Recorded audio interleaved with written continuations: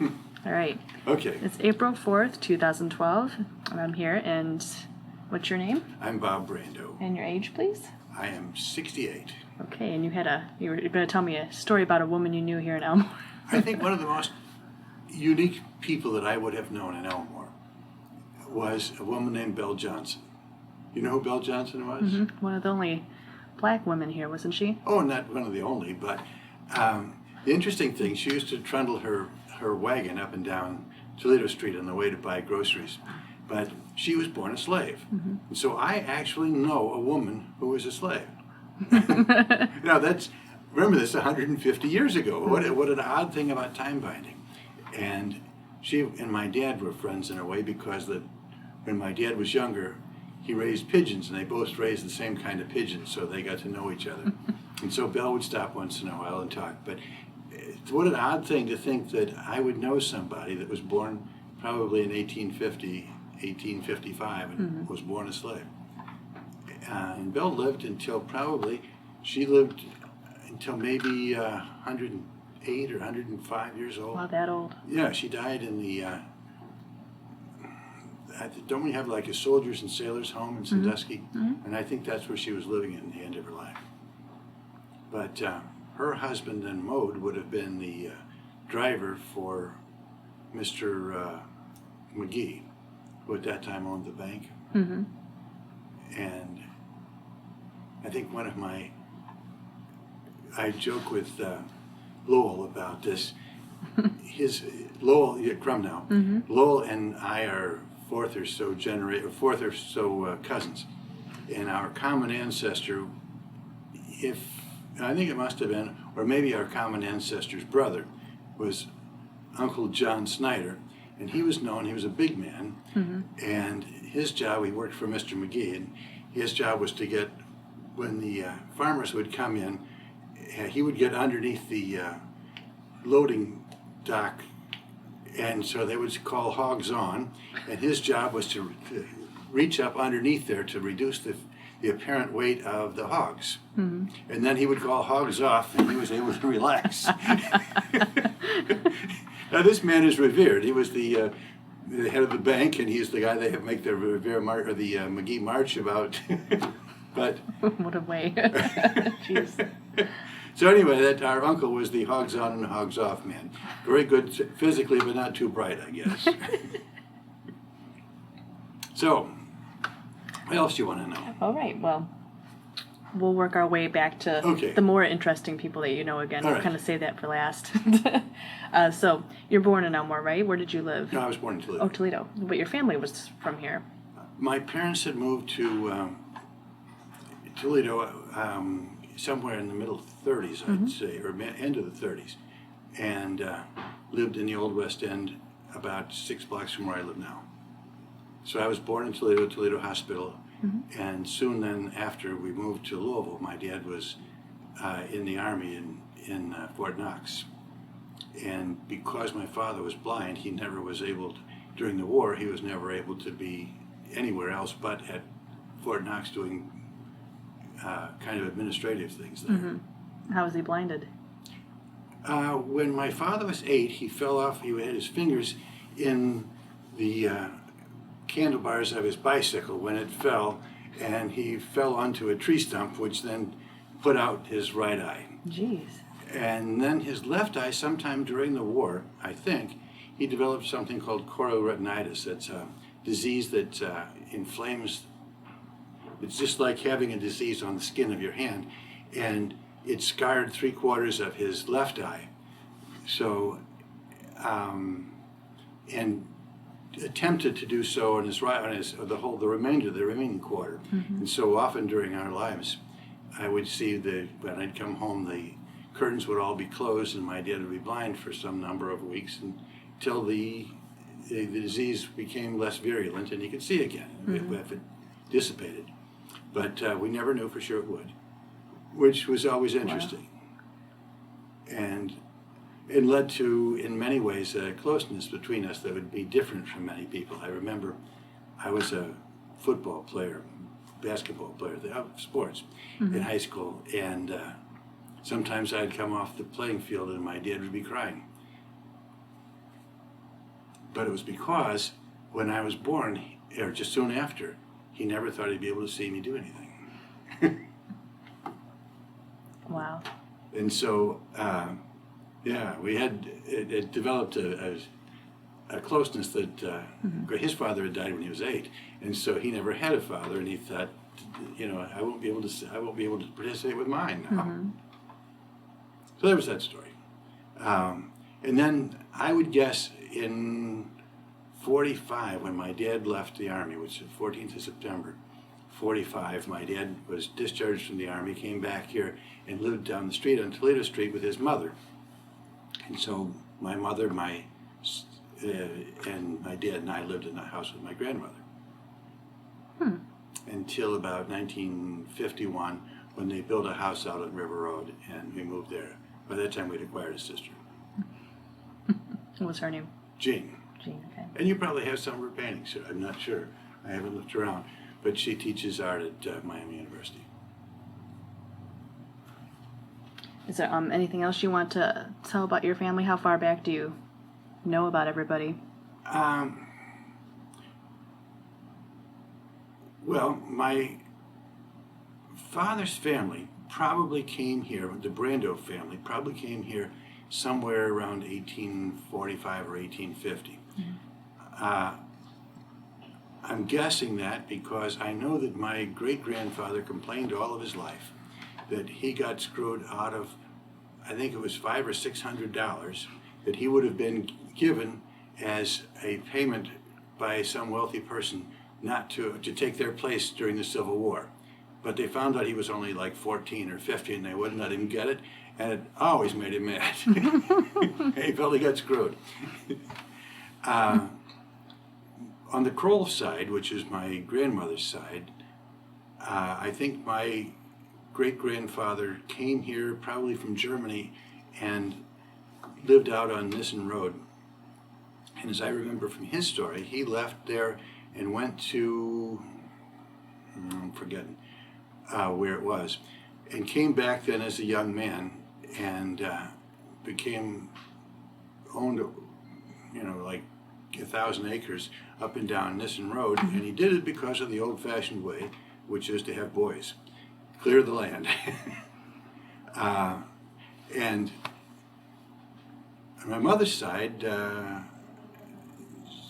my last relative came from Schleswig-Holstein. Her father came from Schleswig-Holstein probably when he was about 18, and became the minister. My mother came here because he was posted to be the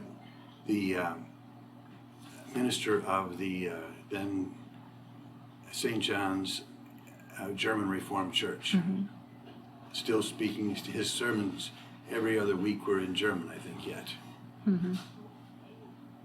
And about the church, interesting, and I don't know, do you know much about von Brockovich?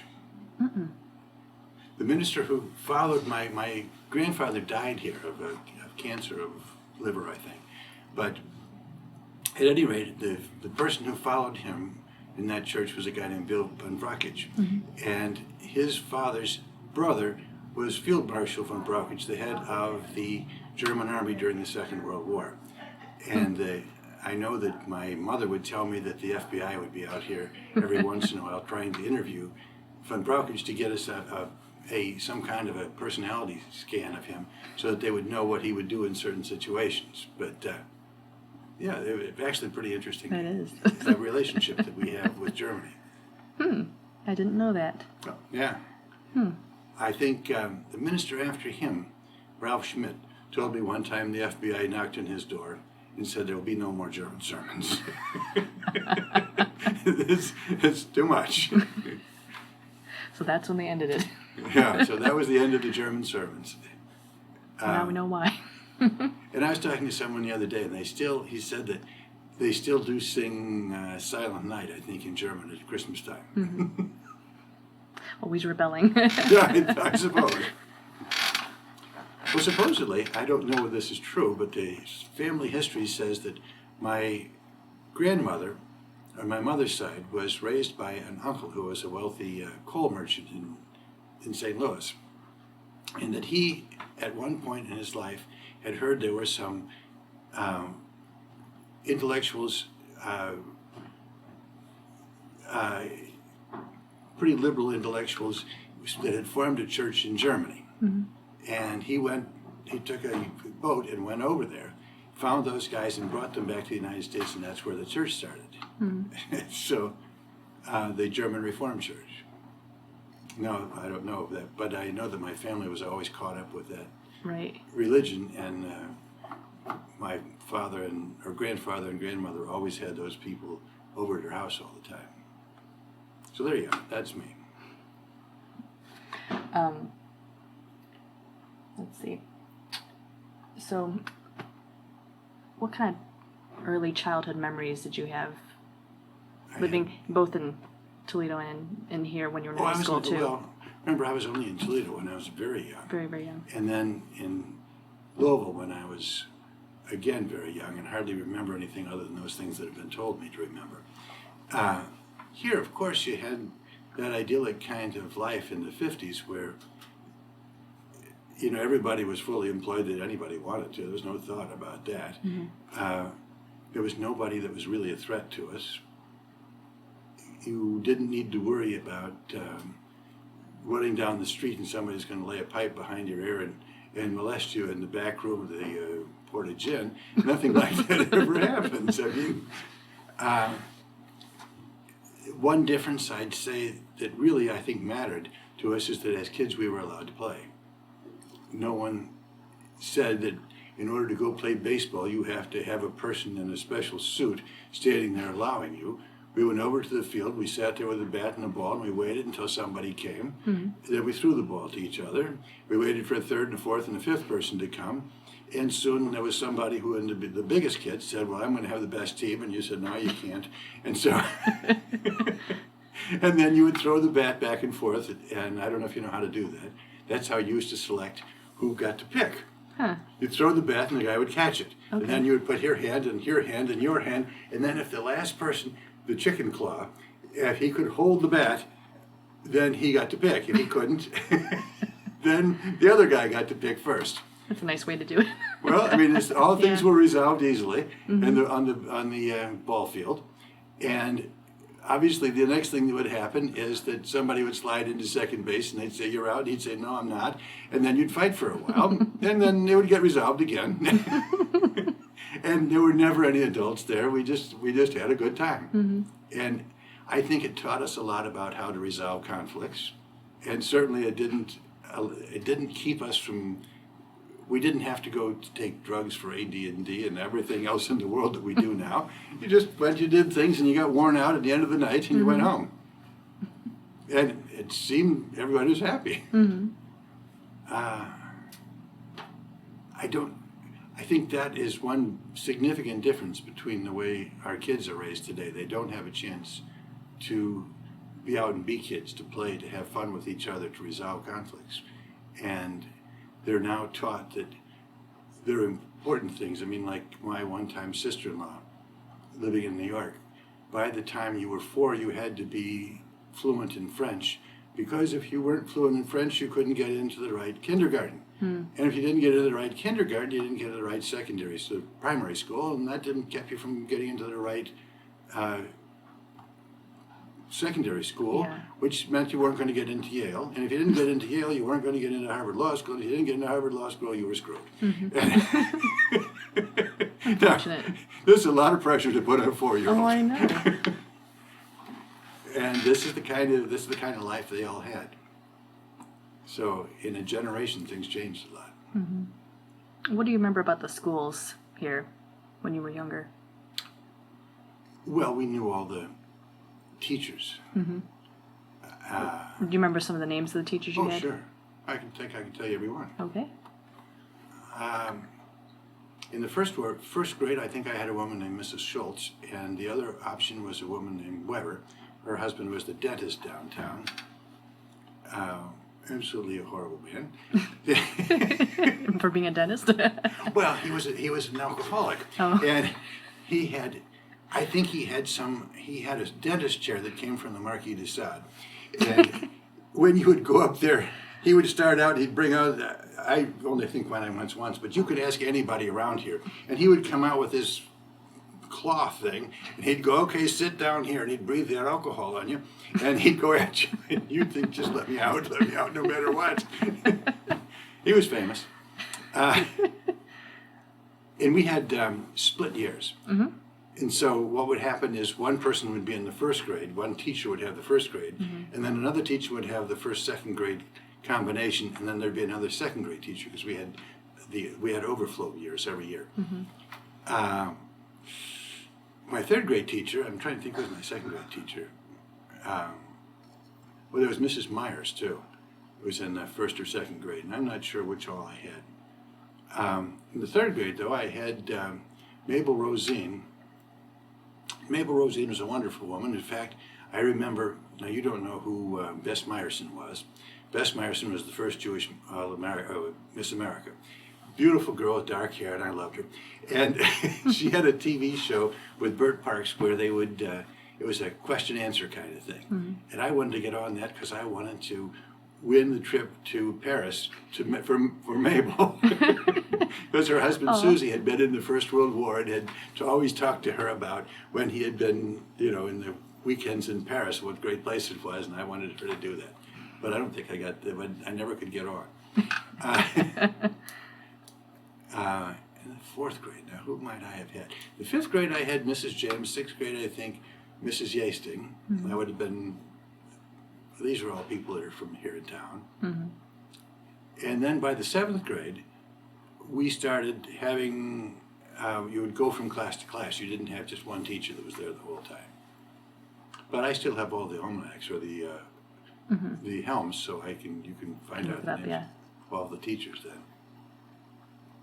Did you? I know you played some sports in high school. Were you in any organizations or clubs? Like what? I can't remember. I think I was in a projector club. We had all that kind of stuff. What does a projector club do? What does that you're doing? Except it was one of those big old. But so if anybody wanted to have some kind of a, what do you call it now? You know what I'm talking about. If you wanted to put on some kind of a program, you got the big old 8mm tape, and you'd have to wire it up in through the thing, and then you would project it. Okay. So that was a projector club. See, I don't know what else I would have done. I'm sure I did all that kind of stuff because, I think I have a picture of you from 1960 for. Did you make first team for football? I think I was on All-State football honorable mention, I think, in 60. And probably in the, whatever that is. I liked playing football then. We didn't do a very good job. No? Who was your coach? Bob Netz. Now, Bob was a great guy. He and I had a special relationship in a way. I remember I was 13, I think, and I worked on the roads for the Weiss brothers as they were putting together a subdivision over in Woodville. And I made 50 cents an hour. I was a well-paid guy. And I worked as hard as any of the adult men, and maybe harder. And Bob was working there in the summer as well. And so whenever he'd get after me, he'd pick me up by my heels and hang me in one of the cisterns or something. So, but I think his intention was to make me a tough guy. But, I about the third play or the third game that we played my senior year, I separated my shoulder. And again, this idea of being a tough guy, we never thought about not playing. So I played the whole rest of the season, never being able to move my left arm. And then when I got to college, it was so bad that I tried to play and it would just slip out. Even when I'd be in bed and roll over at night, it would slip out. And so but in today's world, if you're hurt a little bit, but that wasn't, the idea was try to be a tough guy.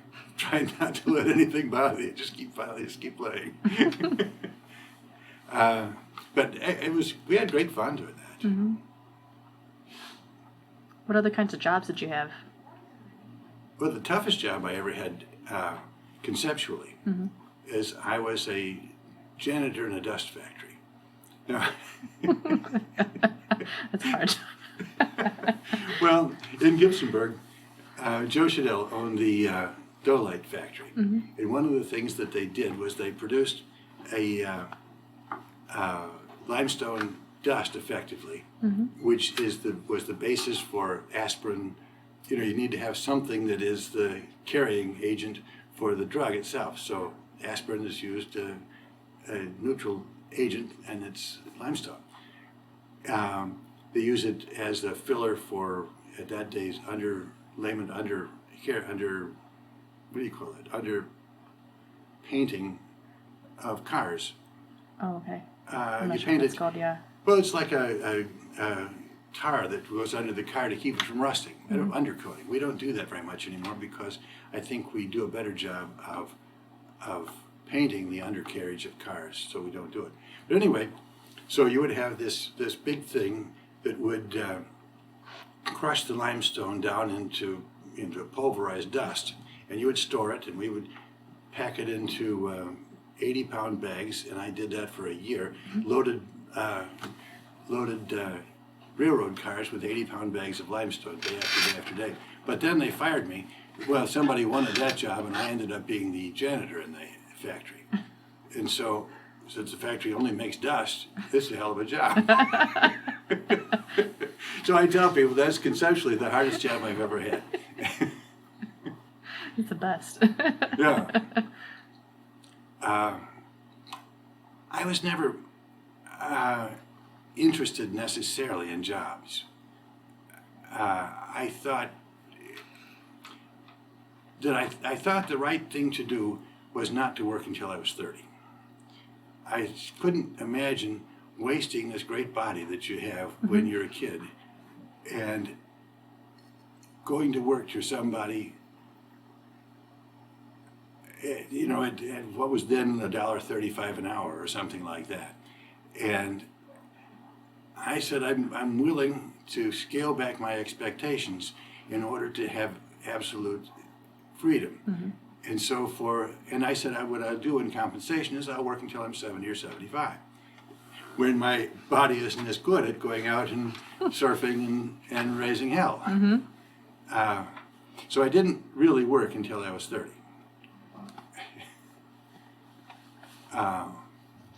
But that was, and it's an idea that I believe that's sound. I convinced my nephew to do the same thing. And his mother didn't care much for that, but I'm sure. I said, go get, he's got a master's in engineering, but I said, when you're done with that, go out and play for a number of years. Go and enjoy what you're doing. And I would recommend that to anybody. We don't have enough playing in our lives. And so, there's that story. Now, what do you want to know about Elmore? Well, let's continue on the job. When did you get in the insurance business? I was a beach bum. Well, I'd come back to, I guess I would go to universities for a while. And my father called me and he said, listen, I'm going to get rid of that. I'm going to quit this insurance business. And so he said, either you're going to have to take it or I'll have to give it to somebody else, but I'm not going to continue. So I said, well, how about you give me a couple of years to think about it? And so we agreed on 2 years as a time. And then I realized that probably this is as reasonable a kind of job as any, so I'll do that. And I came back here, it must have been about 74. And so now it's 40 years I've been doing this. Nice. What do you remember about the other businesses that were up and down in Elmore from the time you were small? How they changed? No, I know most of the buildings. I mean, I remember most of the places. For instance, on the very corner, I remember when that was still A.J. Weiss's grocery store, and you went in and as the old-fashioned style, you'd give him a list of what you wanted. You want some white asparagus, you want some potatoes, you want such and such, and he would go around and pick the things up and give them to you, put them in a bag. Now, I don't believe that he would deliver, but probably they had such a thing. I don't know. Next to his store, which would now be that was the current the red, white, and blue, yeah. And that went into a number of different changes over the years. It was a Christian bookstore for a while. It was a radio store. And I think I'm not sure what was the last thing before Joanne got in there. I think it might have been a Christian bookstore. I think so. Yeah. Besides that was a tailor named Gossman when I was a young boy, and I never knew him. But then they changed that to a place called the Snack Bar. And the Snack Bar was always fun. There was a guy named Estel Longnecker who ran it. And as I got older, Estel was an irascible old guy. And I would go over, and in order to drum up business, Estel and I would start arguing. And we would argue about anything. I would tell him his pool table looked like a waterbed. You know, that it played like a waterbed. And we'd start arguing about that and all kinds of things. But Estel and I actually liked each other. But I would take off every day and come over from the office, and I'd hassle Estel for a while. Let's see, then our next, then we had the hardware store, which originally had been a Kroger store, I think. A guy named, I'll get this for Roy Wendt, I think owned it at one point, years ago. And that then became, after the Elmore Hardware burned, and that became the hardware store. And Myron Helwig, Jay's father, was in there. Let's see, the next building. Oh, you're making me think what's in here. Next building had been, I think, am I right about this? What's next? I think that had been the National Bank.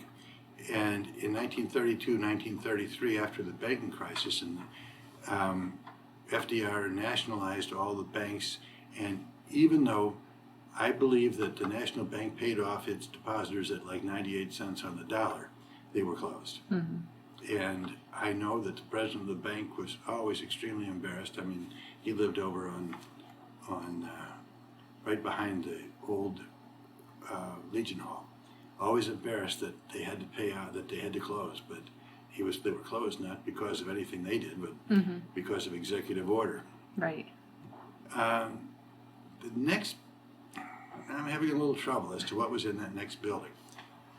I don't remember. I'd have to think about that. Then you have, Raider was there, I think, when I was a boy. Okay. The 5 and 10 cent store. Who always had a nice name, Carol. His first name. I thought that was an all right name. Well, there were King Carols in Romania, so it's so I was, you don't think of Carol as being a male's name. And then the drugstore, Truman was there. Oh, I forgot somebody. Dick Hartman. Dick Hartman owned the building that's now the Village Inn. And Dick also, I used to think business should be very easy because Dick was a real son of a gun too. And one of my favorite, and he had the first, I believe, liquor license after it became legal in 1932. And but one of my favorite things about Dick, I came back and I drink tea. And one day I was hassling Dick because he would only fill my teacup up like halfway. I said, Dick, give me a whole cup of tea. And so every time that afternoon, every time I would take a sip, he'd be over my shoulder. He'd fill it up to where it was running over onto the thing, into the saucer. All right, now let's get further down. Did he have a restaurant there too? Oh, yeah. Okay. It was called the... can't remember what it was called. It was just Dick Hartman for me. But he always had the photograph of the paintings of the lion and the tiger. He was a Detroit fan. Further on down, we had passed the I think our next building would be about, there was an area there that had, well, George Weiss's store was in there soon, shoe store. And that was always fun. How so? Well, one of the things that would happen, now I get this more, it has never happened to me. I worked for George Weiss when I was 13. And so I got a little bit of these stories, but my dad would tell me these stories. One of the things they had was any new person would have to go back. He had this big old iron furnace, coal furnace in the back. And all the boys would sit around there and smoke their pipes and talk and so forth. And they had a special seat if you were a newcomer. And you'd sit there and you'd be talking away, and all at once they had a big box that was suspended from the ceiling. They would cut the rope and whappo, you, Oh my you were God. in the dark. And then they supposedly they were good at, if you would put your pipe down someplace, they would nail it to the. That was one thing. Or the other thing is they would put horse manure in your tobacco. That was a famous trick, the horse manure and the tobacco thing. I never had that happen either. But let's see, going on down was Willard Weiss's office. I don't know what was in there before. And then there were a couple of places there. There was a guy named Bob Jones. You wouldn't know Bob Jones, but his mother ran Roslyn Hall. You know what Roslyn Hall was? I've heard of it. It's where the funeral home used to be. And this was for, I assume, relatively wealthy girls who were mentally deficient. And they came here and lived, so you must have paid Mrs. Jones a lot of money to house them. But I know that they'd come down, my mother we'd have lunch with them. A lot of times they'd walk down, the girls would, I mean. But this was again, a great place to have such a place because people were accepting of who they were, and they didn't have to worry that somebody's going to put a pipe behind their head. You just lived your life. I remember going into the old, when I talked to you about Mabel Rosine, her husband Susie, did some egg candling, as I remember him. He sold eggs out of what was then the Elmore Hotel, which was where the post office is now. And so part of what George Weiss's business must have been was selling eggs. You know what candling is? You would have this little device where you put the eggs and have a candle under it, and you could then see whether the embryo had developed, in which case the eggs was not sellable. I mean, Nice. you really wouldn't want to crack your egg for breakfast and see Yeah. this little chicken there, or half chicken. So that was called candling. So in case you're interested in odd terms. That's cool. Yeah, and I think it is. Let's see if I missed any businesses along there. So Bud Berman, it was called Berman and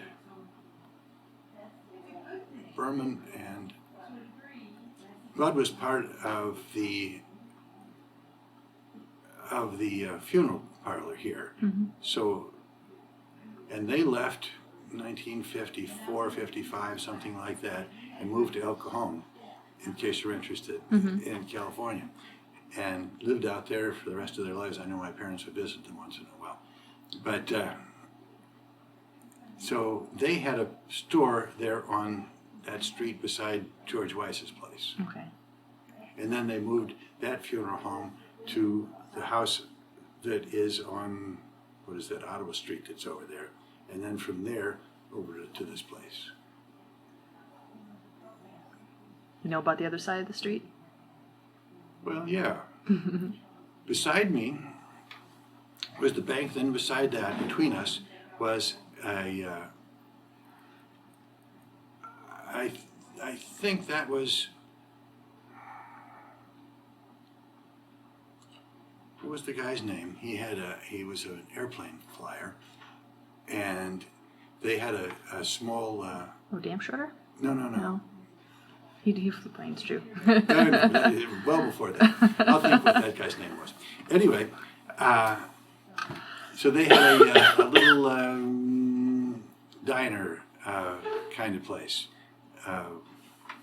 and then above it was a photographer named Roy Fachman, and Roy looked like a white beard and very. That's how I remember him. Now, he might not look like that at all, but in my mind he did. And I have a photograph of his in my office that he took of a crane going between here and Lindsay at something like 99 miles an hour. And it was shot at 1/5000th of a second. Wow. And it was displayed at the Chicago World's Fair, I believe, in 1912. So I've got this 100-year-old photograph here in my office, and it's a big one. I mean, Yeah. it's a wonderful photograph. Then the bank bought that building probably in the late 50s or something like that, maybe middle 50s, and had it as a community room for a while. And then they tore it down and expanded the bank into it. Now beside me was a print shop when I was, I think always when I was young. And this is with print in the form of the machine, the linotypes that would melt lead and actually make the type and then set it, and you would use it. The next was a barber shop when I was a boy.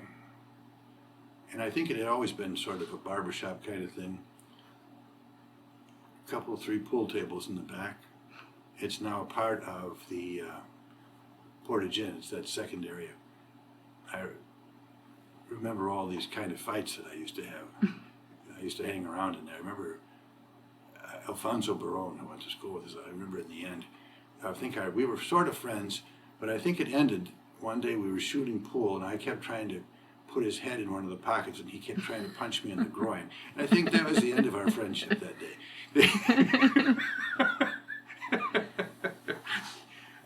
The Portage Inn then came next, but that used to, when I was really young, that was my Uncle Henry House had that building, and Henry was an ace marketer, and he did the thing that they used to have, which was to take a bus and load it with all kinds of things that he wanted to sell, and he would take it around to the different farmers, and the farmers would then trade him eggs and butter and meat and things like that, which he would then bring into town and sell it to the townspeople. Now, let's see, about the next building, there was a man named Doty who had, and I'd have to look at the buildings, and I think it's the next building, was Dr. Doty's eyeglass place. And then we had where the Elmore newspaper was. And my neighbor as a boy was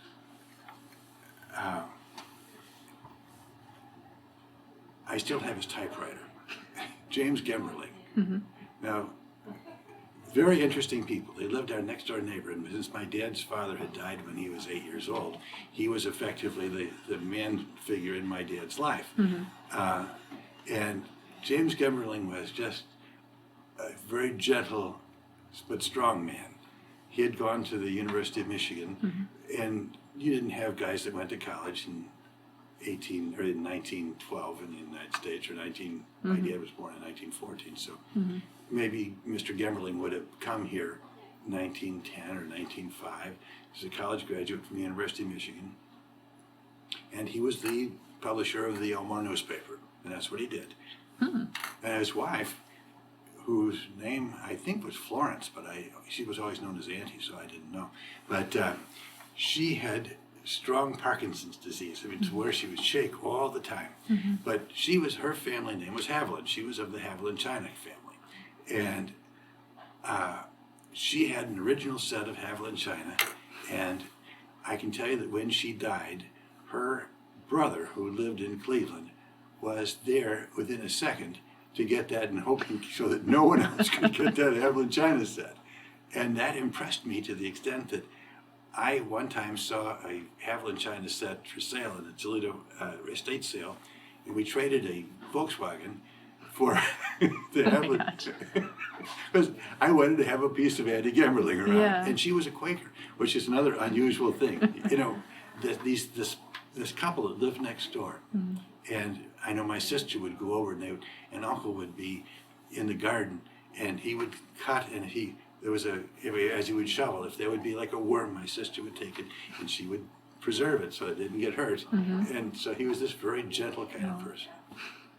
So anyway, so that was the store there. Now if we went on down further, obviously they had the Jaeger hardware, and one of my favorite guys there was, I liked his name, Hawkshaw Sampson. Hawkshaw was was a detective in the cartoons, and so if you had a plumbing problem, Hawkshaw would get it. He would figure out where it was. I always thought that was a great name for a plumber.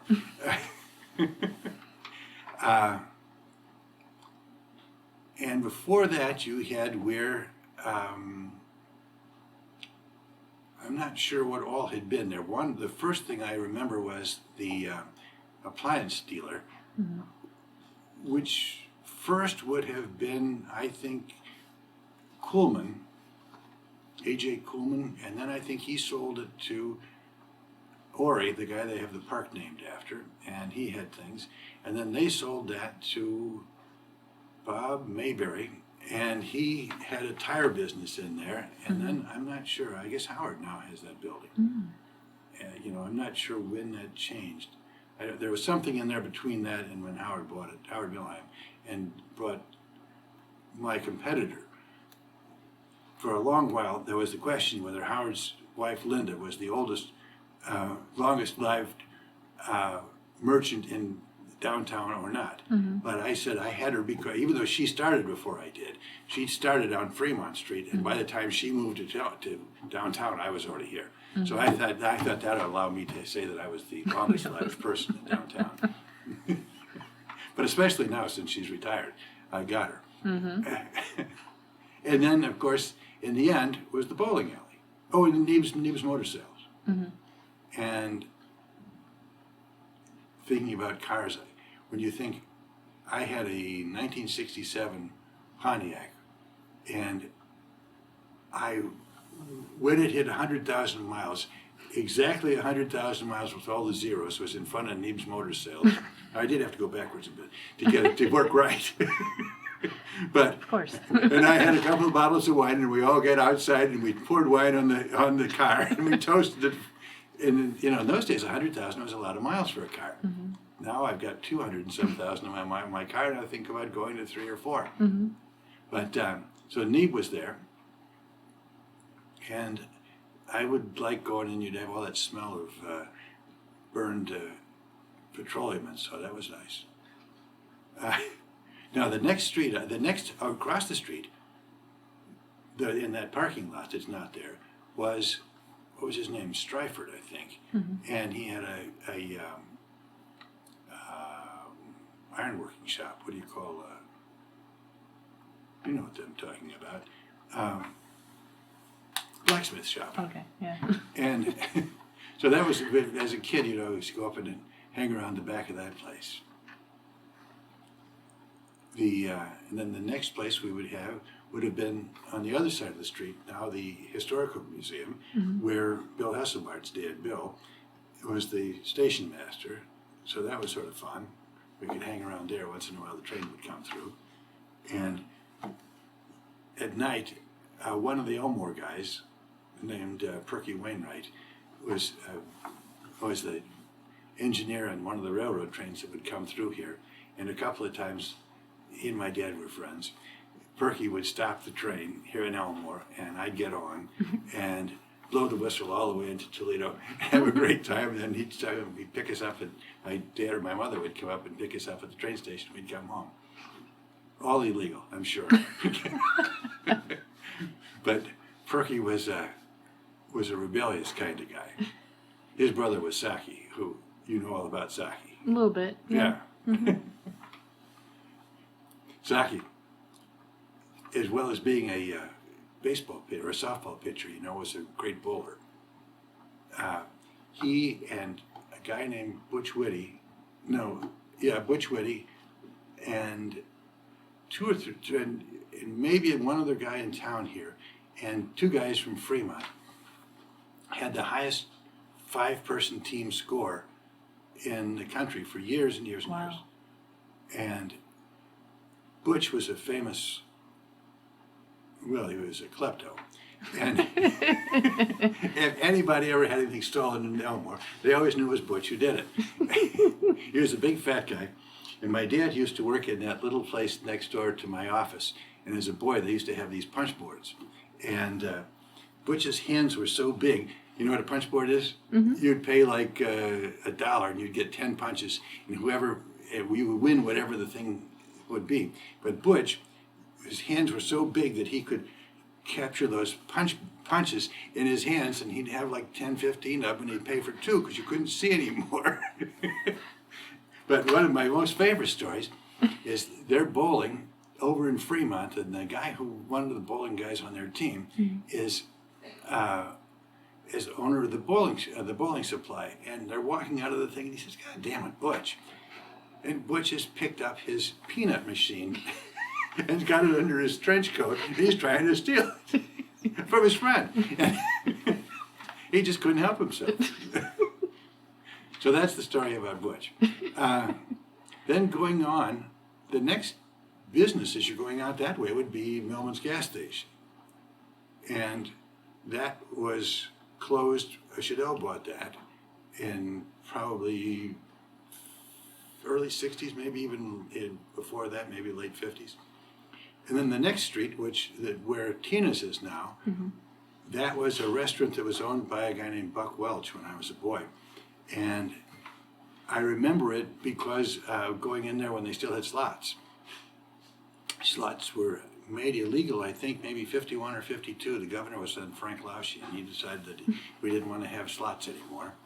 And so he made those guys illegal, and so Buck Welch's restaurant there, that was my early recollection of slot machines. Nice. Let's see, was there anything else? No, I don't think there were any businesses coming around. There was the gas station, of course. I used to work for Laurie Dolph down at the bottom of the hill where the bank parking lot is now. And I lived in that house later on, in Laurie's house, which was Dr. I don't think what that doctor's name was. And then there was the other 2 corners had gas stations on them. One was where Harry Redmond's gas station, this Ohio gas station. And the next one was where the city service station was, where the Flower House is now. And that was a guy named Red Anderson. And Mrs. Anderson, if you look at that photograph, see that isn't there. Because that's where the theater was. The theater. Yeah, if you look at that photograph, 1929, there's a theater at that location. And we also had the Opera House. You know the Opera House. My Uncle Henry owned that, and Henry House. And one of the things that he had was the basketball team, the Henry House Orioles. And they were a professional team, probably get paid $1.25. And they were tough guys in those days. Basketball, there were two poles in the middle of the court to hold the building up. And one of the things that they would do is if you would be running down the court fast beside a guy, they would grab this thing and come around and smack the guy on the other side because it'd give you great momentum to turn that corner. But as I said, the fouls weren't called quite the same as they are now. So I guess that's about all I can think of as commercial things in Elmore. Do you remember the homecomings? Oh, sure. What kind of things did they have at those? Well, all of us remembered Tiny. Tiny had I think it was a wheel, and you would put money in, you'd get whatever the prize was. But Tiny was this ugly fat man who was probably 450 pounds, stunk, but we all knew him. You know, he would come every year. The Conservation Club would have a shooting gallery that would go along the side between where the back of what used to be the locker plant and the building that Stan Slates had as an office. So they'd always use that. And the next one down was always the Ferris wheel. But the Tiny, he was the guy we all remembered. You couldn't wait for him to come the next year and smell him again. And then you'd have these. I remember one year I was all caught up on those bullet things, you know, those things with the arm, and there was a bullet on one end and a bullet on the other end, and they'd spin like the son of a gun. And I'm afraid of heights to this day, but still I'd love to get on those things. Oh my God. One of the things I remember of the homecoming queen, the queen always got a watch. And this is how I learned to deal about things. 1944 or something like this, my father, coming home from Louisville, coming back here, was on the train with a guy named Aaron Dalgin. Aaron was the Dalgin jewelry store in Toledo. And they became best of friends. And throughout my life, whenever at the homecoming, the person that was the homecoming queen got a watch always. That was her deal. And probably got something else too, but the watch was the deal. Anyway, and so we'd go to Toledo and we'd start. And Aaron and my dad would start negotiating the price of the watch. It started 100 and my dad would say 40 and Aaron would say, all right, the 95, and they'd say, well, they'd finally get it and they get to about $60 or whatever the number was. And then Aaron would call. Now Aaron was Russian Jewish probably, and he had this thick accent, and he called things dowers, and he was a great guy. And then he'd call his son over. He'd say, Louie, come on over here. He said, I want you to, you know George. And they'd start talking. He said, George, and he'd say, I just bought this watch. He said, how much did you pay for it, Dad? He said $60. He said, Papa, he said, that's less than we pay for it. And this same story would go on every year. We used to have a great time. And Louie and I, you know, I would, years later, I would go in and buy things from Louie. We never did have that same hassle, but it was fun. But that was how you learned how to negotiate. Oh, jeez. Yeah, so, but that was part of the homecoming. Yes, I remember them well. Let's see what else we have on here. Oh, I think we went over a lot of it. We've been asking everybody what you were doing during the blizzard of '78. I was skiing. Oh yeah, where? Here. I was the only person that could get around. Yeah. Well, yeah, I had a friend of mine who was here. We were playing cards. I was married to a Norwegian at the time, and Anna was a very athletic person, and so we had cross-country skis, and we played cards during some of the time, and the rest of the time we were out skiing all over. How nice. Well, because we were the only ones that could move. Mm-hmm. But I did have, I have a couple of apartments above my offices there, and I had 3 or 4 truck drivers who were stranded that came in because people would pick them up on snowmobiles and bring them in. So I had a few of those guys here, but I wasn't affected like most people because, well, I was, you know, a strong 35-year-old guy or whatever I was. Yeah, just about that. So for us, we skied all over, had a great time. And I enjoyed other than the threat for some people, I enjoyed the blizzard. Sounds like you did. Do you remember anything about, were you involved in the churches at all? Well, remember my grandfather's a minister there. Right. I was 11 or 12, and I decided that I no longer wanted to be a religious person.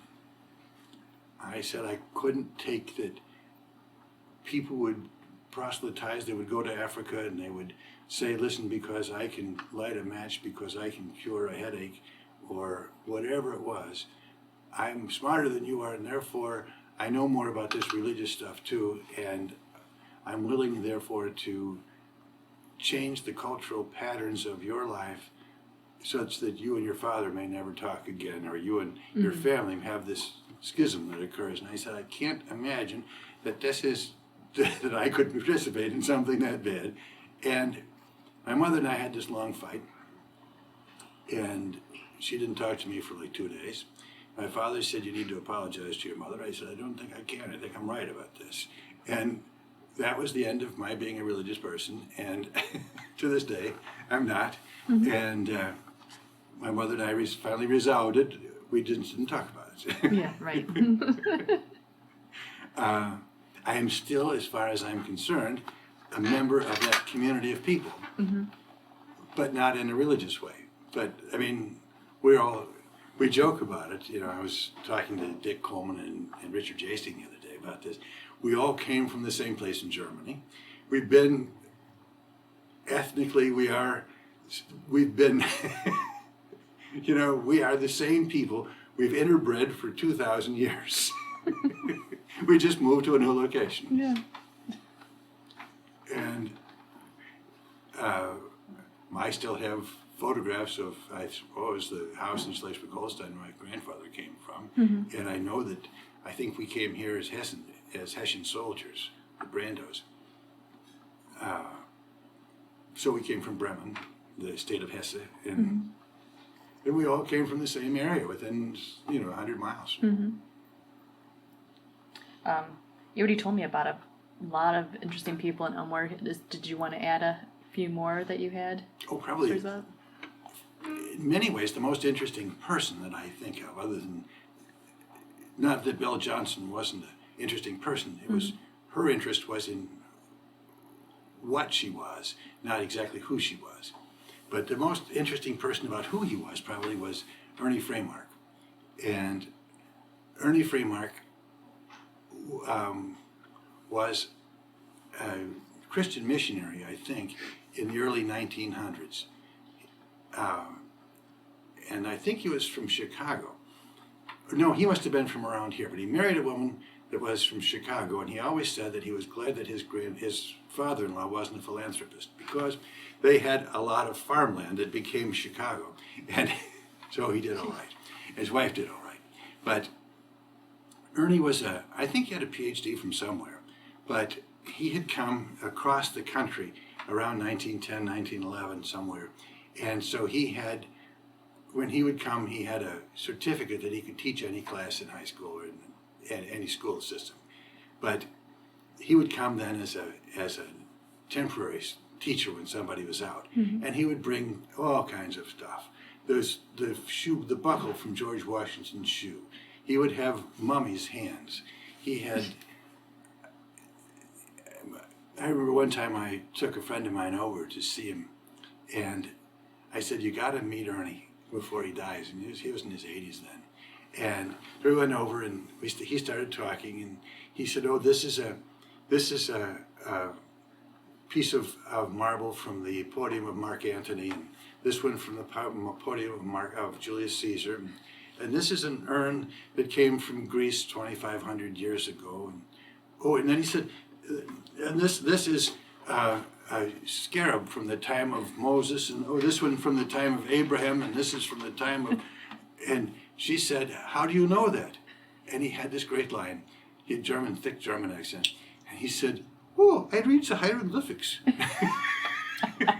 I've never heard anybody who could say that. What a wonderful guy he was, though. And when I still have he gave me a certificate for graduating from the 8th grade, and it still hangs in my office because I think of him as I go by it every day. But because he was a German, and because he had a PhD, I think, he was Herr Doctor. And in the German tradition, you cannot contradict what he had to say. And so when, in my day, you weren't allowed to talk about contraception, sex, or anything like that. And he would run the Sunday school thing. And he'd say, now you boys and girls, he said, you do not have to become pregnant. He said, there are ways. And and no one could contradict it, because if Ernie said it, it was all right. Later on, and he's in his late 80s at this point, and guys would get out of the Marines or something like that. They're 22 years old, and they didn't graduate from high school. So they'd come over, and Ernie would give them a GED. And I talked to him, and he said, you know, the thing is, he said, most places, they teach the 10-week course, maybe they'll teach 9 weeks of economics, they'll teach a day or two of how to organize families, and then they'll teach a half an hour of sex. He said, I never could balance my checkbook. So he said, we teach 9.5 weeks of sex. We teach half an hour of economics. And I always thought, what to 22-year-old ex-Marines, he's teaching them sex. But he was just a great guy. And he had things like, you'd go over there, he had the signatures of all the American presidents, all the great British writers. Mm-hmm. He had, you just could not believe the stuff he would have. He'd bring out, in fact, he sold these to my dad. I wish I hadn't sold them, and my dad died. A whole collection of $20 gold pieces, hundreds of them. But he was just a very special guy. No, I was going to Ohio State for a while, and when Ernie died, and all of us young guys came back, because some of them got into medical school because he taught them German. Some of them, you know, and I remember the university said, you can't do that. You can't just take off. I said, it's Ernie Freemark. I'm taking off. I don't care what you tell me. And you know, I said, it's just different. Ernie's a special man. He lived just down the street here, at the second house from the end on Toledo Street. That brick house that seems to be constantly up for sale. Mm-hmm. Anything else you want to add? Oh, I don't know. There's so many things. There were actually all kinds of great people that have been in Elmore. The town was, Sam Preston and I talk about this a great deal, that the town was very different when I was a boy. That the people on the school board were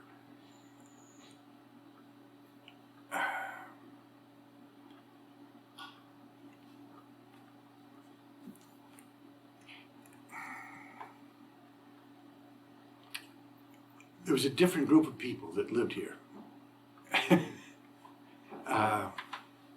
People whose calling was a little more ethical, possibly, than we've had in recent times, mm-hmm. and a little more interested in education. You know, when we were kids, our educational system here was so much different from it is now. I mean, kids talked about this as like the Harvard on the Portage. I was talking to Richard and Yasting and Dick Coleman the other day about it. We had Clarence Eggert, was our math teacher, and every year, probably 5, 6, 7 of us each year would take his math classes. And so we'd have a class of maybe 14 kids from the 2 classes.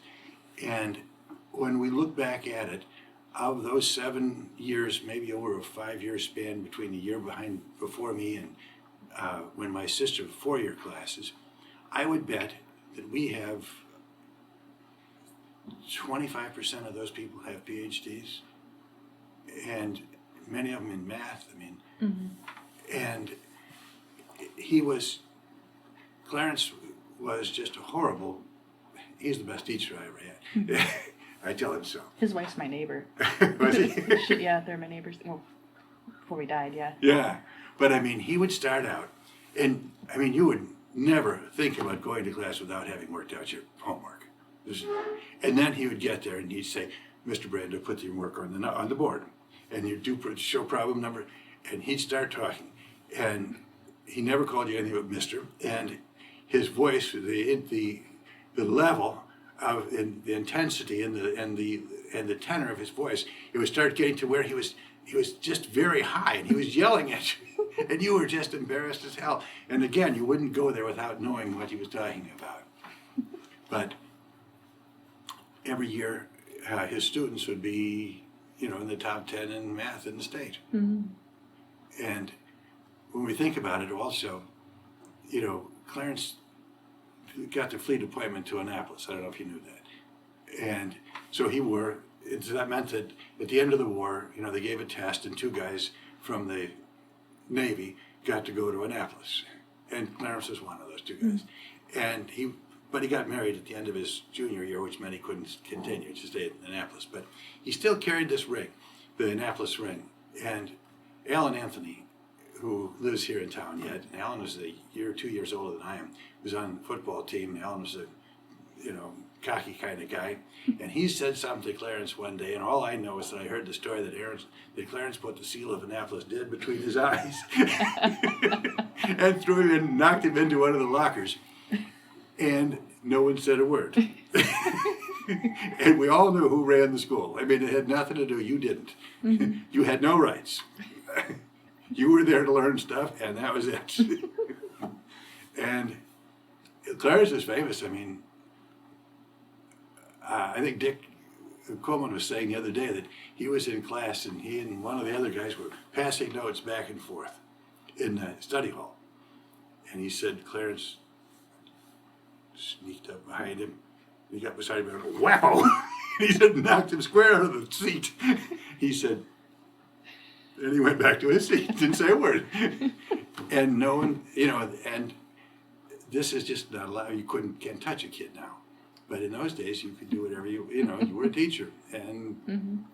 and we were yes sir and no sir kind of people. So I think our school system was much different. I mean, I don't know. I mean, I never even had, we didn't have calculus. And I never paid much attention. I just took the SATs, and hell, I had a 700 SAT scores just from taking Clarence's classes. Mm-hmm. Got into an Ivy League school just because of Clarence. I mean, it's just, I don't know. Something. So there you are. So what else do you want to know today? That's about it, unless there's anything you can think of that you think would be pertinent. Oh. Someday I'm going to write stories down. Now these are stories that come from generations back. There was a guy named Joe Rogers. You know who Joe Rogers was? Mm-hmm. Joe lived just past on Elmore East, on that bluff, I think, just on the other side of the Sugar Creek. And I don't know if he ever worked or who he was, but he was a storyteller. Mm-hmm. Excuse me.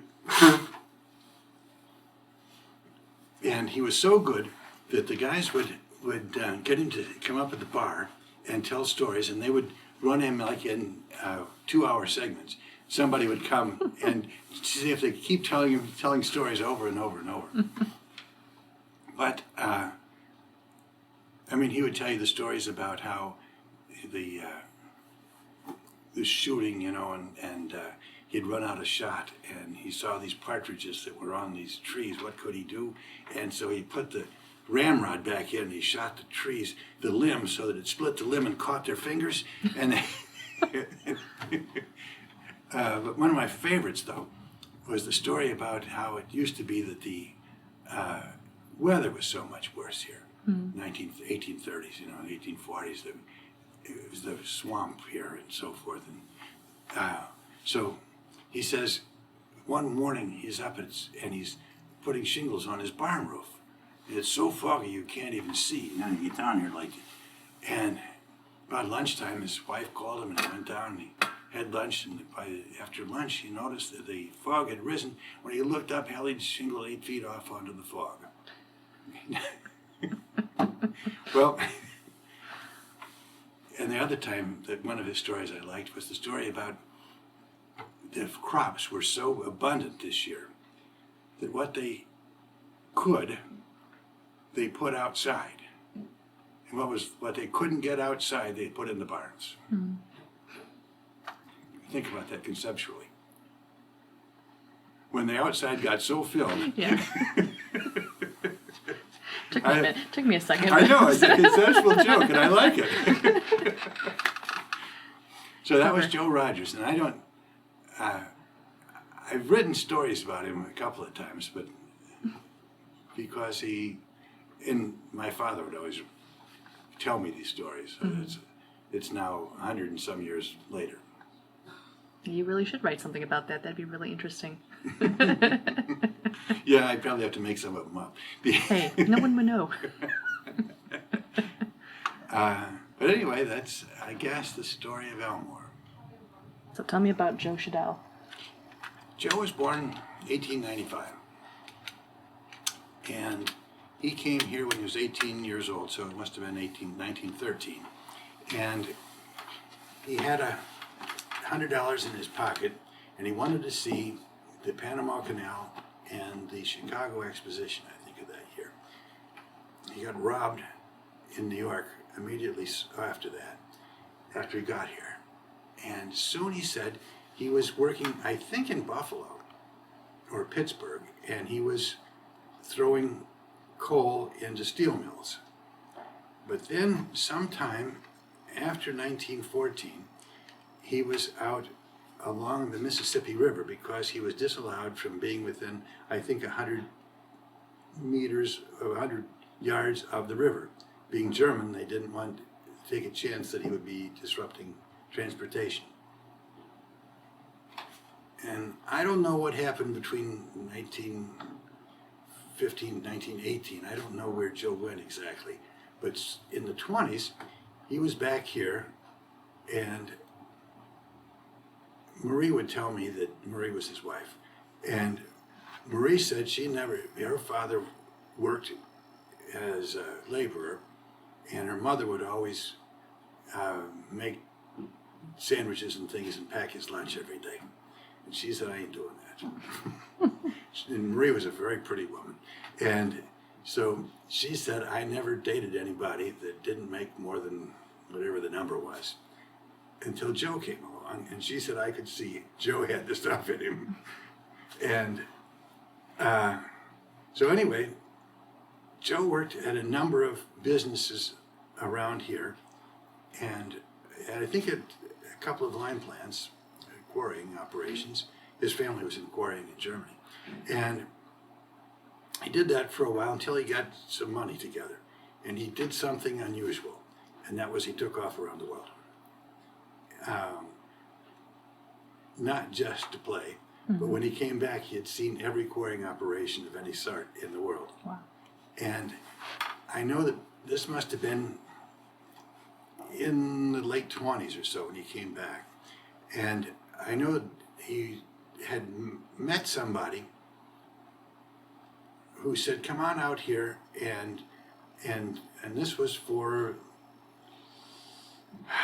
the stone company that I think was in, well, I'll think about it in a minute. Anyway, and Joe went out to interview the guy, and the guy said, well, I'll call you back. And he never did. And so it was a month or so later, the president of the company saw Joe someplace, and he said, why didn't you come back and see me? He said, well, he said, come meet me at my quarrying operations. And so Joe went to meet the guy, and the guy said, what do you think of my quarrying operation? He said, well, it's good, but you're getting too much, I think it was magnesium, in your stone. And he said, how do you know that? He said, because you're quarrying in the wrong place.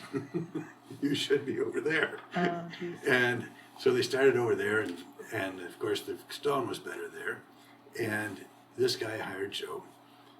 And after some number of years, Joe said that he had done everything in the plant. He had been the plant foreman, he'd been the head of sales, he had done everything there was, and he decided, what the hell, I might as well open my own place. And so he and two guys opened the Dolite Company.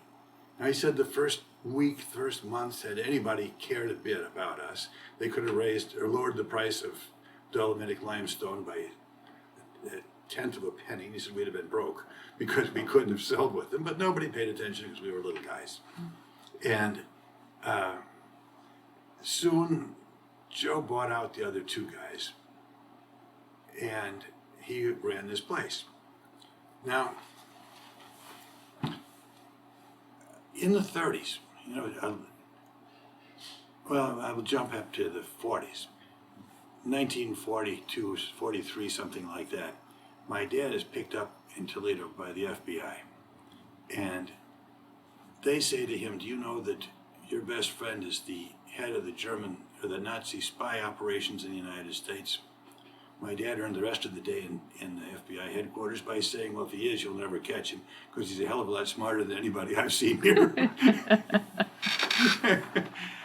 And Joe and I had talked about this a number of times because Joe said, in fact, I was a spy for the United States. He said, 1936, I was over there for the Olympics. Mm-hmm. And he said, the FBI had asked me to take all kinds of photographs of any places that looked sensitive. Mm-hmm. And he said, I brought all those photographs back, and he said, I was on this guy's side. Mm-hmm. Now, Joe always did say that he thought we should have been on the German side in the First World War, mm-hmm. Not the Second World War. Mm-hmm. But anyway, Joe was a hard-headed man. He could, whatever he wanted to do, he would do it.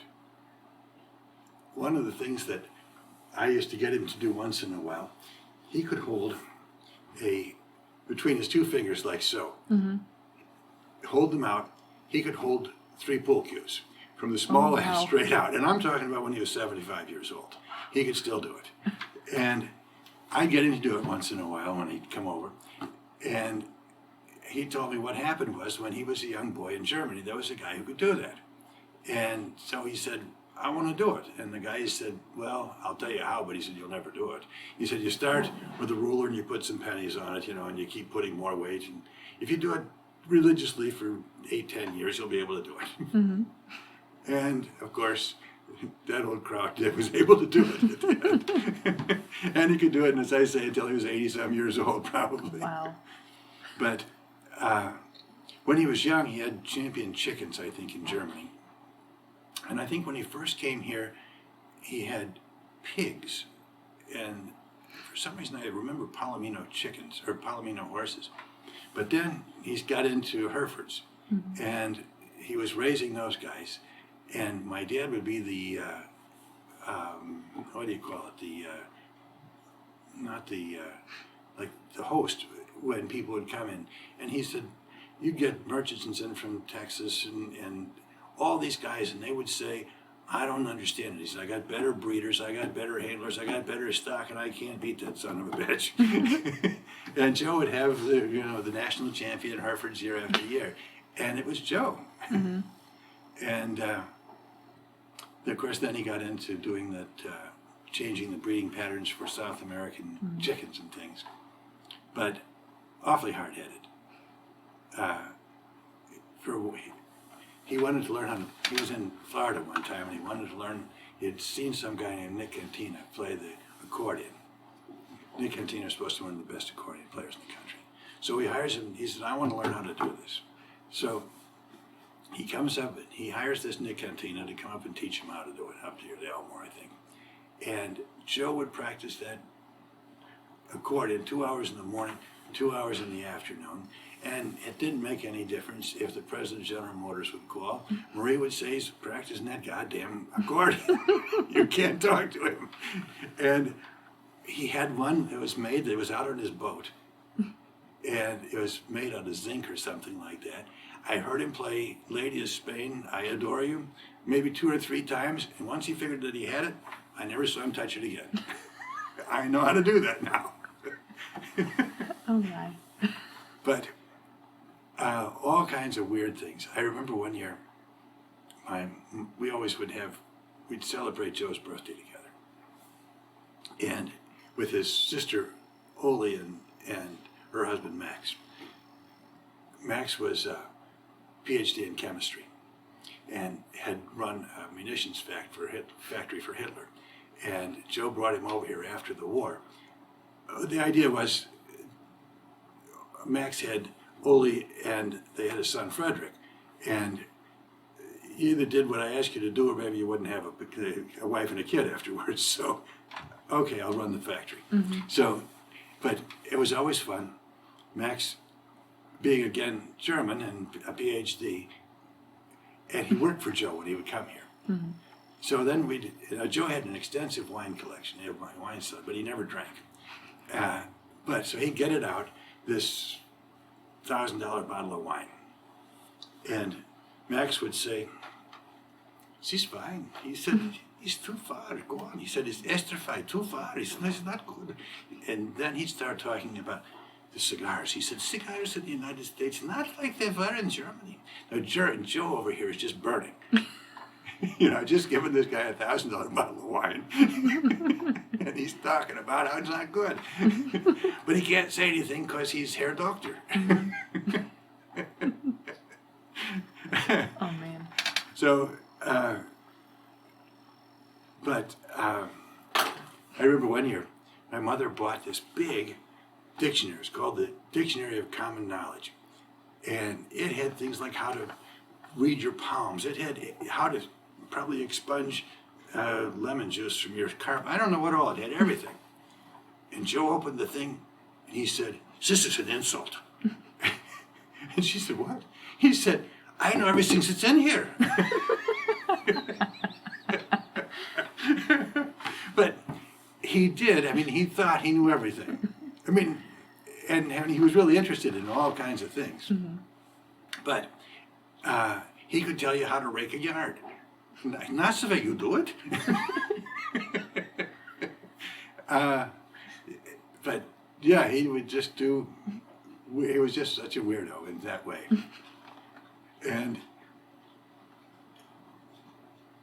But actually, I liked him a lot. I mean, you just don't find anybody like him very often, people like that very often, who have such ambitions about themselves and have the discipline to make them work.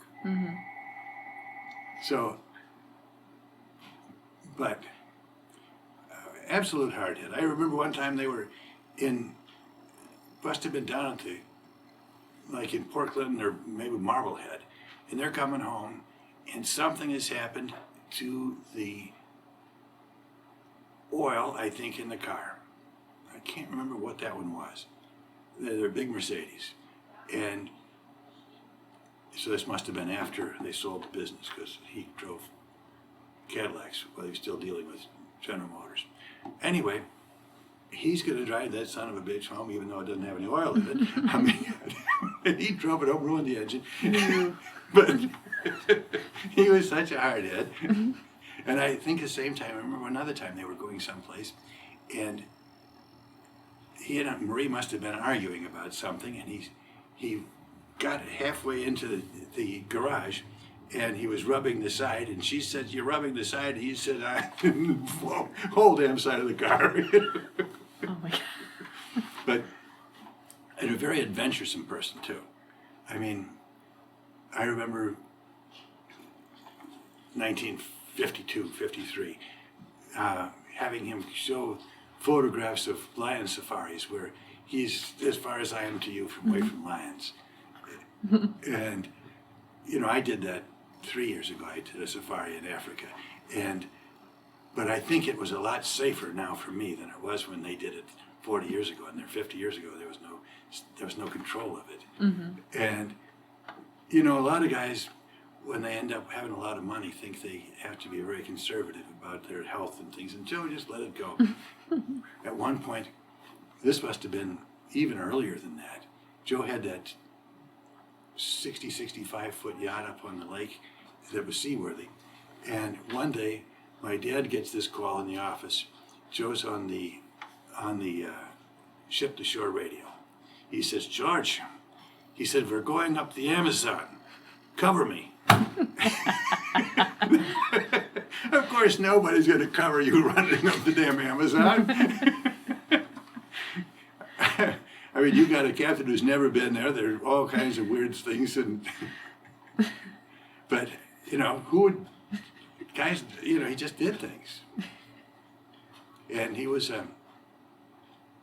was all you've seen all the Jade books and all that kind of stuff. I remember that Ping Li who would come, who was at the place in the hotel in Hong Kong. Mm-hmm. She always wanted that necklace. Have you seen the? You'd seen the necklace? Yeah. She was here as soon as they died. You know, Joe. I remember Joe died. I think it was '79. I was in Mexico. I remember, and I didn't get back here for the funeral, but I'm sure he was pissed because Joe wanted to live to be. He wanted to live through the 100 years and to the millennium. It would make him 105, and I think he died at 84. So that would have really hurt him. Maybe that's why there's reports of his ghost out at the Chadell. I've been taking ghost stories too, and they see him out there. Oh, they do? In the gardens, yeah. I'm thinking about going through all the old photographs I have downstairs because I have photographs of the place, I'm sure, before it was even done. I remember walking down when it was just a bottomland. And I remember they first digging it. I remember walking up to here in the floodwaters. What happened, a couple of times, the ice jammed. We haven't had that in 40 years, for 35 years.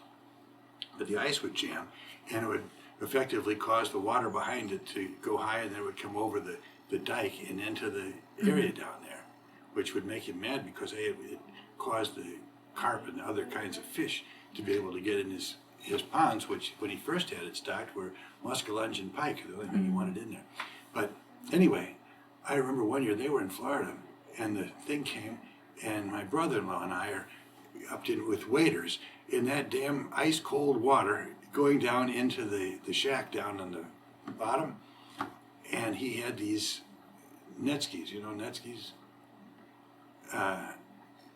or netsukis, I think they're net skis as we call them, but they are the Japanese ivory carvings that you use to hold your sash. Okay. And Joe had a real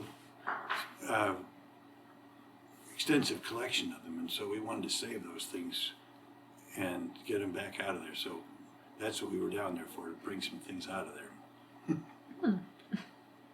But that was one of the reasons Joe got mad at people here, because he would have to, once or twice when that happened, he would have his guys go down and dynamite the ice jams so that this didn't happen. And of course, everybody around would claim that the cracks in their walls came from that dynamiting, which just would infuriate him. For him it was, get the rich guy, because get what you can. So that was Joe. But actually, in all that, I liked him. I respected him a lot. I mean, and I liked him as well. And Maria and I used to play a lot of cards. I used to try to. They had a '57 Cadillac Seville. I think it was a convertible. I used to try to get her to play me gin rummy for that car, and I could never. I was a kid, but I was able to play gin rummy better than she. And she wouldn't do it, huh? No, she'd never do that. I worked for a year. 1963. I worked for a year for Joe at the Doughlite Company when I was the dust factory guy. And it was interesting because the men there, we had a company union. UAW or somebody had tried to unionize the plant years before. And Joe took off and went to Minnesota. And they knew if they wanted to unionize Joe, just shut the thing down and he wouldn't. He'd just go. And so they had a company. They decided they'd have a company union. And the only thing we ever talked about was what kind of present we should give Joe for Christmas. But there was a general feeling there that everything, it had to work because Joe designed it.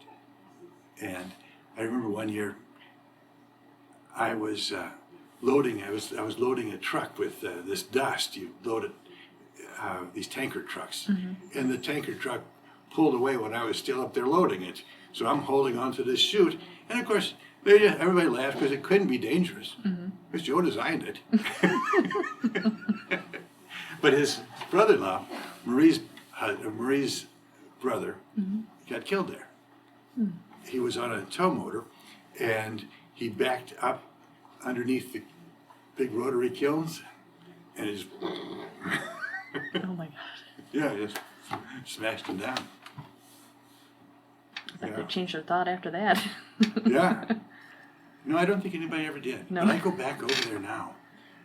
I took a friend of mine who was a photographer, and we went over to look at it, and I said, this is American industry. This is what happened to us. You know, you see all these places, all rusted, one time, there were 200, 300 men working, and now there's nothing but rust and burrs, and, you know, you think, what has happened here, you know? This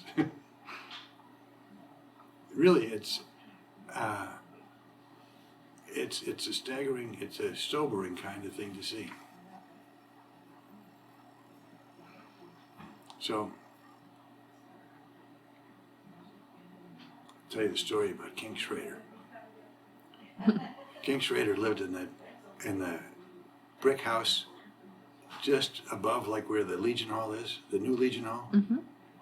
Well, King was a friend of my parents, but anyway, his real name was Bill. But he would come down when I worked at the gas station. I worked at the gas station from the time I was 13 down there. And he would tell these weirdo jokes. And one of them just knocked me out. And to this day, I think it's one of the funnier jokes. And this is the story about two women that are entertaining at the Salvation Army Christmas party. And when they get back, they're back in the dressing room, and the one of them keeps looking at the other one. She says, "What are you looking at?" She said, "Oh, you've got a funny-looking navel." And she said, "You better keep quiet, or tomorrow you can carry the flag and I'll beat the drum."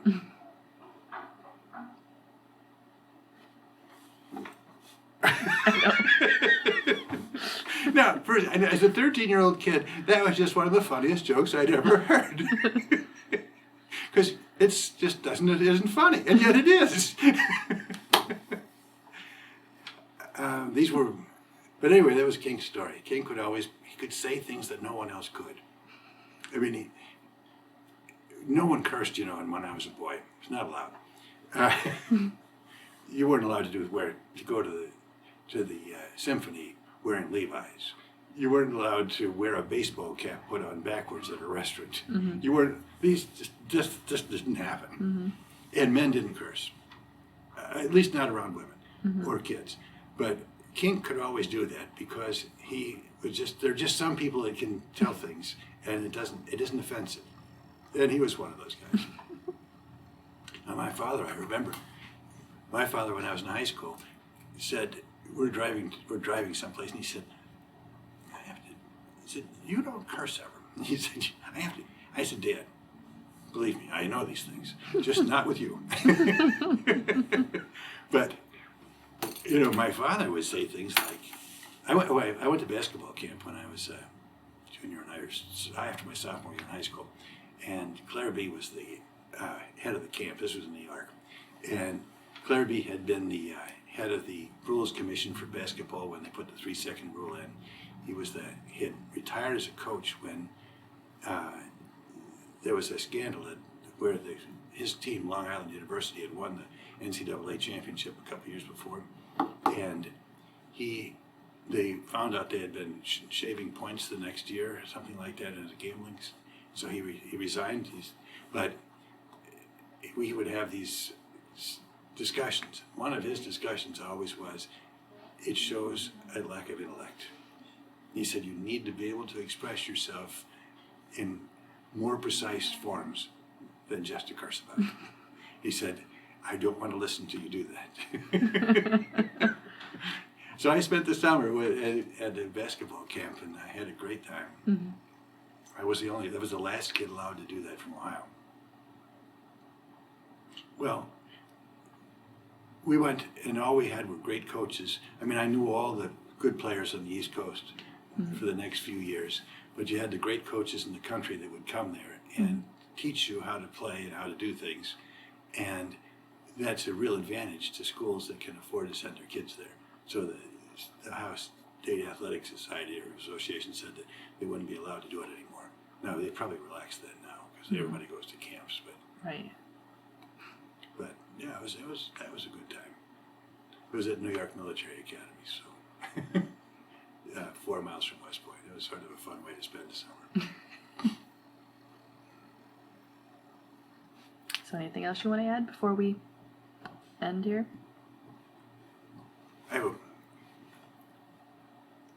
interesting couple of weeks, probably 1953. Yeah. We went to New York, or to Washington, D.C. I sat at Nixon's desk, and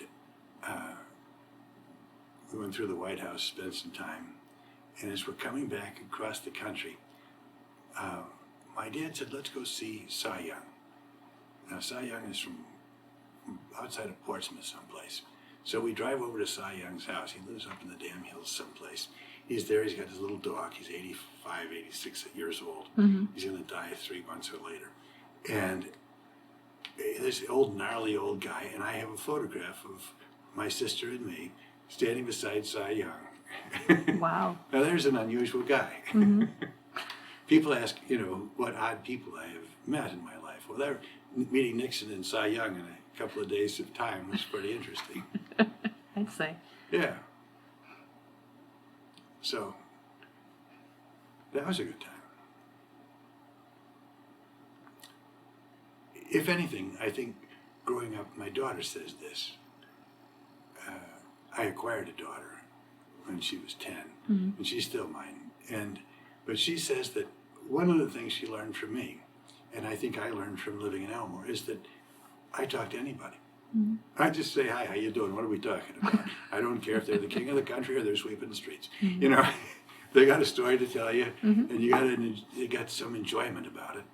And she said she lives in Washington, D.C., and she said nobody else does it. She said, I walk down the street like I'm with you. Hi, how you doing? What's going on? Because they all think it's so strange now. So I think living in a place like Elmore, I tell people, I was living in Perrysburg when I married her mother, and I wouldn't let a kid grow up there because I want her to learn. One of the things that we have here, I think, is, at least we used to have, is economic integration, which I think is, in most ways, more significant than racial integration. I mean, we all played ball together, we all ate at each other's houses, we all did things together, and no one thought twice about it. If somebody said, hey, listen, I wonder what it's like to, you could go back and you could think, well, yeah, I remember, because that's how this guy's family was, or this guy's family. And it kept you from, and I think if you grow up in some places, you become some snotty rich kid, or some kid who has a chip on his shoulder because he didn't get there. And I think in places like Elmore that doesn't happen. And everybody feels that they have a chance of getting out of where they are, and doing whatever they want. And I think that's an important thing and I don't know if we still have it, but I know that was the situation when we were kids. It was just, yeah. And so I thought that was important for my daughter. It's a good thing to pass on. And I remember she's 16 years old, and I tell her, I go over to the school, I said, I got to talk to you. And I said, you have an opportunity to become a page in the Senate for a year. And she said, I'm ready. And I said, you can't decide now. You got to spend an hour and think about it. You're not going to be the homecoming queen. You're not going to date you're not going to be dating the football star. You got all the things that you got to think about. You're not going to decide the prom. You're not going to. I said, an hour from now, I'm going to come back. You're going to tell me. And so she said, I want to go, which then changed her life an awful lot. You know, here she has an apartment in downtown Washington, D.C. on her own at 16. And still lives there. Not in the same apartment. But yeah, I think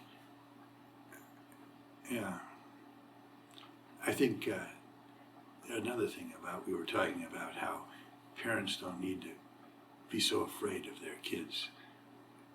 You know, I didn't worry that my kid was going to get beaten up in Washington, D.C.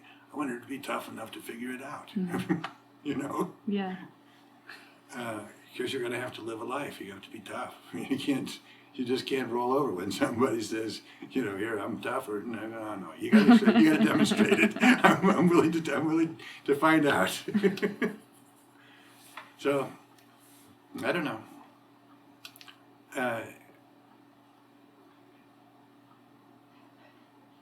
There's a chance, I suppose, that one of these days I'll move to California.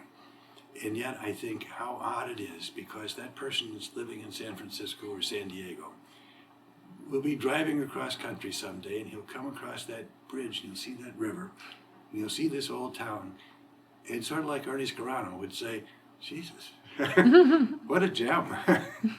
And I think we forget all that kind of thing. We forget how valuable the kind of things that you have are. I guess that's it. I don't know. Okay. Unless you got more, I'm ready. No. You've told me so much, and I really appreciate it, and we thank you for coming to speak with us. Well, I know more about the history of town than anybody. I know you do. Jeez. I didn't realize you did so much. Well, I have generations here to begin with. And the second thing is I like to listen to people. I like to hear their stories. And I think it's fun even to have them play with you. As a 13-year-old kid, I went to work for Lori Dolph down behind the station. And the first day, I'm sure that he sent me up to Jaggers Hardware because he needed a left-handed monkey wrench. And I'd get to Jaggers, and he'd say, I think I sold my last one. We'd go talk to Meyer. He'd go to the Elmore Hardware and see if they've got one. No, they don't have. Go back and talk to Stan at the lumber yard. He could have one. And you know, as a kid, they would do that to you. There was the left-handed drunky wrench, the plank stretcher, the non-skid toilet paper. That was but that was the thing they would play, and each guy would laugh at how dumb George's kid was, you know. And it was just, again, you were so, it was, adults never made mistakes. They were yes sir, no sir kind of guys. If they said go get a plank stretcher, you went, okay, I'll work it out. Find it. So all those old guys had a good time together. And I knew them because I think people were more social in the old days. I mean, my parents had these dinner parties all the time. All the people would get together, and they would have dinner parties at their house and cocktails, and I don't think people do that anymore. Not too much, no. And I think it was a much nicer way of life that people had. And it was a lot slower. I mean, people had time to go fishing. They had time to talk to one another. I don't know where we lost all that. You know, I think it's a radical change in the way we live.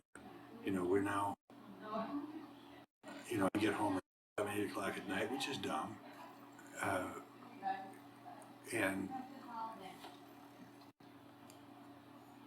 I know my dad would leave after at 4:30 or 5 o'clock when the office would close. He'd go over to the Portage Inn, and all the guys would sit down and they'd play rummy together, drink beer, play rummy, have a good time. And we don't do that. And isn't it wrong? Yeah, they should bring that back. It'd be a good time. Well, yeah, I mean, I think somehow our life has changed, and not for the better necessarily. I mean, we've got fancier cars, bigger houses, and more clothes, even more restaurants. But I don't know that our life is better. You know, I don't think our quality of life is better. I don't know what we're going to do about that. You know, there's always that movement of getting back to those older things. Maybe this recent stuff will get us there closer. I don't know. Let's hope so.